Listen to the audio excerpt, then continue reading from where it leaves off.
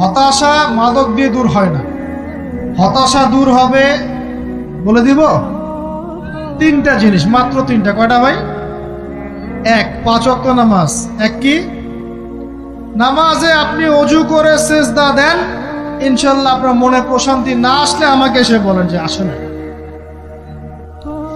চোখের পানি, মনের আবেগ যা আছে আপনার ভিতরে, কষ্ট, দুঃখ, যন্ত্রণা, সব আল্লাহকে ঢেলে দিবেন ইনশাল্লাহ। নিজের আবেগ ধরে রাখবেন এখানে, আপনি আল্লাহর জন্য ঢেলে দিবেন। মানুষকে আবেগ দেখায় কি লাভ? মানুষ আপনার চোখের পানির মর্ম বুঝবে?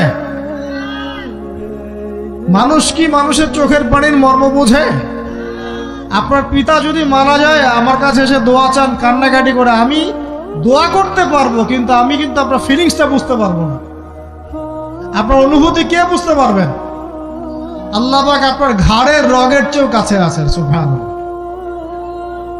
সুবহানাল্লাহ। আল্লাহ পাক ঘাড়ের রগের চেয়ে কাছে আছে। গতকালকে বাংলাদেশের একজন বরেণ্য আলেমের সাথে একটা কনফারেন্সে ছিলাম। উনি বলছিলেন যে এক ব্যক্তি, এটা শোনেন, এক ব্যক্তি খুব তার শখ যে তিনি সাহাবীদের মতো নামাজ পড়া শিখবেন। কথা বুঝতে পারছেন? সাহাবীদের মতো নামাজ শিখবেন। তো একজন বরেণ্য আলেমের কাছে এসেছেন, এসে বলছেন যে আমাকে সাহাবীদের মতো নামাজ শিখিয়ে দেন।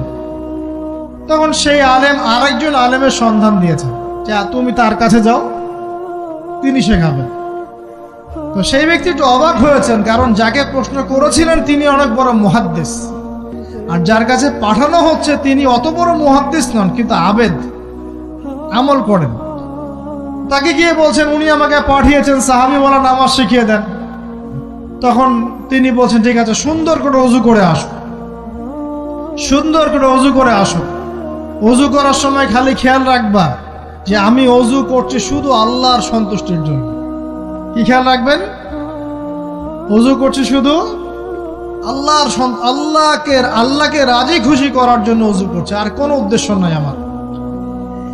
ওযু করতে যাচ্ছে, তিনি আবার বলছেন দাঁড়াও, শুধু আল্লাহকে রাজি খুশি করার জন্য ওযু করো। আবার শুরু করছেন, আবার বলছেন শোনো, শুধু আল্লাহকে রাজি খুশি করার জন্য ওযু করো। এভাবে বলতেই আছেন। নামাজে দাঁড়িয়েছেন, দাঁড়ানোর আগে বলছেন শোনো, শুধু আল্লাহকে রাজি খুশি করার জন্য নামাজ পড়ো। বলতেই আছেন। এক পর্যায়ে সেই ব্যক্তি নামাজ শুরু করলো। নামাজে মনোযোগ এদিক ওদিকে যায়, আর তার মাথায় এটা আসে, এই শুধু আল্লাহকে রাজি খুশি করার জন্য আমাকে নামাজ পড়তে হবে, শুধু আল্লাহকে রাজি খুশি করার জন্য নামাজ পড়তে হবে। এই চিন্তা তার মনের মধ্যে ঘুরপাক খাচ্ছে। এভাবে নামাজটা সে শেষ করেছে। শেষ করে চিন্তা করছে যে নামাজ তো পুরোপুরি মনোযোগ দিতে পারলাম না। বারবার মাথার মধ্যে এরকম চিন্তা আসছে, আল্লাহ আমাকে তো মাফ করে দাও, নামাজটা আমার মনে হলো না ঠিক মতো।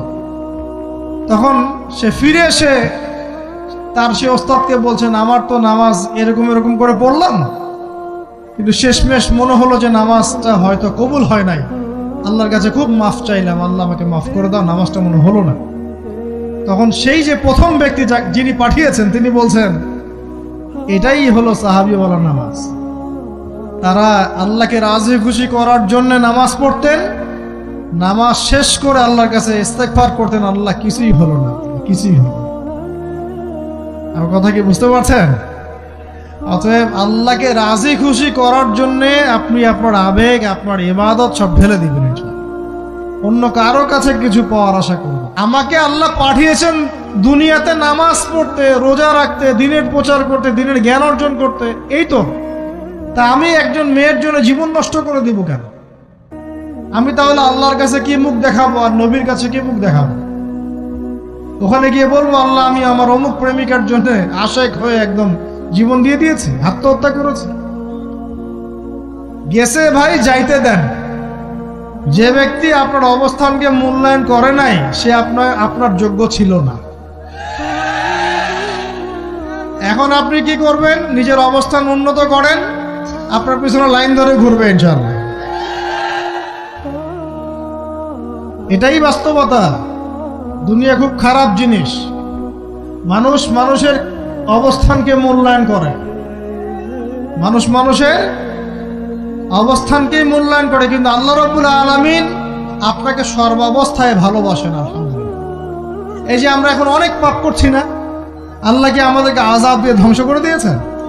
আল্লাহ পাক এখনো আমাদেরকে ভালোবাসেন, রহম করেন, অপেক্ষায় আল্লাহ পাক অপেক্ষা করছেন কখন তওবা করবে, আমি তওবা কবুল করব। এই কখন আমার বান্দা খালি একবার বলে আস্তাগফিরুল্লাহ, আল্লাহ পাক সাথে সাথে মাফ করে দেবেন। আর সেই আল্লাহকে ভুলে আপনি কার পিছনে ছুটছেন? আমরা কিন্তু নিয়াত করতে পারি ভাই যে আমরা যারা ওয়াজ শুনলাম জীবনে কোনোদিন সিগারেটে হাত দিব না ইনশাআল্লাহ। রাজি আছি ভাই? অন্য বড় বড় জিনিস তো বহুত দূরের কথা। আচ্ছা, অনেকে রাজি হয় নাই কেন? আপনারা কি অলরেডি আসক্ত?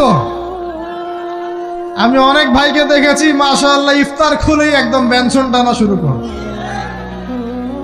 হ্যাঁ, এটা যে হারাম আপনাদের কেউ ওয়াজ করে শোনায় নাই? এটাকে কি মনে করেন আপনারা, হারাম না হালাল? কেউ বলেছে মাকরু, নাকি মাকরু ফতোয়া দিয়েছে? মাকরু শব্দের অর্থ জানেন আপনি? মাকরু শব্দের অর্থ কি একটু শোনেন। সূরা বনী ইসরাইল খুলবেন। কোন সূরা? সূরা বনী ইসরাইল। আল্লাহ পাক বলছেন আমি বনু ইসরাইলকে এই কাজগুলো করতে নিষেধ করেছি। কোন কোন কাজ? জেনা করো না, জেনার ধার কাছে যেও না, এতিমের মাল আত্মসাৎ করো না, শিরিক করো না ইত্যাদি। যারা আলেম আছেন তারা আমার কথা বুঝবেন। এই কাজগুলোর পরে আল্লাহ পাক বলছেন যে এই প্রত্যেকটা কাজ আল্লাহর কাছে মাকরুহ, অপছন্দের। কিসের? অপছন্দ। আর এটাকে আপনি সহজ মনে করছেন? নিয়াত করি আল্লাহ পাকের সন্তুষ্টির জন্য আমরা কোনোদিনও মাদকের সাথে সম্পৃক্ত হব না ইনশাআল্লাহ। আর বিশ্বাস করেন শুধুমাত্র মাদকদ্রব্য নিয়ন্ত্রণ অধিদপ্তর এই আইন কানুন এগুলো দিয়ে, জরিমানা দিয়ে মানুষকে মাদক ছাড়ানো যাচ্ছে না, যাবে না। কেন যাবে না এটা আপনারা খুব ভালো করেই জানেন, আমি বলতে চাচ্ছি না। অনেক সময় মাদক বিরোধী কনসার্ট করে মানুষ, মাদক বিরোধী কনসার্টে ওঠার আগে এক বোতল ডাইল খেয়ে আসে আগে। এগুলো কি বাস্তব কথা বলছি না অবাস্তব কথা বলছি? আমাদের যুবক ভাইরা কোশ্চিন কালেও মাদকের ধার কাছে যাবেন না ইনশাআল্লাহ। একটা হাদিস খালি মনে রাখেন, একটা, এই হাদিসটা মনে রাখেন। নবী সাল্লাল্লাহু আলাইহি ওয়াসাল্লাম বলেছেন কেউ যদি মাদকদ্রব্য সেবন করে তার 40 দিনের নামাজ কবুল হবে না। সিগারেট একটা খেয়েছি, 40 দিন নামাজ নাই। এরপর যদি সে তওবা করে আল্লাহ মাফ করে দিবেন। আবার যদি মাদক খায় আবার 40 দিন কবুল হবে না। যদি আবার তওবা করে আল্লাহ মাফ করে দিবেন। আবারও যদি খায় আবারও 40 দিন কবুল হবে না। আবারও তওবা করলে আল্লাহ আবার মাফ করে দিবেন। চতুর্থবার সে যদি মাদক খায়, আল্লাহ রাসূল সাল্লাল্লাহু আলাইহি ওয়াসাল্লাম বলছেন আল্লাহ পাক কিয়ামতের মাঠে তাকে তিনাতুল খাবাল পান করাবেন। কি পান করাবেন? তিনাতুল খাবাল। সাহাবীরা বললেন ইয়া রাসূলুল্লাহ এটা কি? তিনাতুল খাবাল কি? নবী সাল্লাল্লাহু আলাইহি ওয়াসাল্লাম বলছেন এটা হচ্ছে জাহান্নামীদেরকে আযাব দেওয়ার পর তাদের রক্ত মাংসের যে পুঁজ বের হবে, এই যে ড্রিঙ্কস, জাহান্নামের হার্ড ড্রিঙ্কস, এই ড্রিঙ্কসের নাম হলো তিনাতুল খাবাল। আল্লাহ পাক আমাদের সবাইকে মাদক থেকে বাঁচিয়ে রাখে। আমল হচ্ছে কোরআন তেলাওয়াত। যে ব্যক্তি কোরআন তেলাওয়াত করতে পারে নিয়মিত, তার মনের মধ্যে এই হতাশা, এই ভীরুতা, এই কাপুরুষতা কিচ্ছু আসবে না ইনশাআল্লাহ। আমি গ্যারান্টি দিচ্ছি আপনাকে, হতাশা আসবেই না আপনার মনে যদি আপনি কোরআন বুঝতে পারেন। কোরআনের একটা আয়াত নিয়ে কোনো কোনো সময় দেখা যায় 2-3 ঘন্টা সময় পার হয়ে যাচ্ছে, আয়াতটা ছেড়ে সামনে যেতে পারছি না। কোরআনের ভিতরে ঢুকলে আপনি দুনিয়ায় ভুলে যাবেন কি হচ্ছে আশপাশে। আমি এমন অনেক আলেমকে দেখেছি যে একটা বই, পাতলা একটা বই, আরবি বই নিয়ে পড়া শুরু করেছেন যে ফজরের পরে, জোহরের ওয়াক্ত হয়ে যাচ্ছে, বইটাই শেষ করতে পারেননি। বুঝতে পারবেন না?